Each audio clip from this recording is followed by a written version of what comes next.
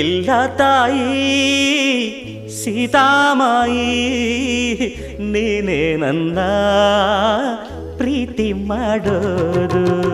ಪ್ರೀತಿ ಮಾಡಿ ಅಡಿಗೆ ಮಾಡಿ ತಿನಿಸೋನಲ್ಲ ಎಲ್ಲೂ ಇಲ್ಲ. ತಾಳಿ ಕಟ್ಟಿ ಬಾಗಿಲು ತಟ್ಟಿ ಕಾಯೋರೆಲ್ಲ ನಿಮಗೆ ಬೆಲ್ಲ.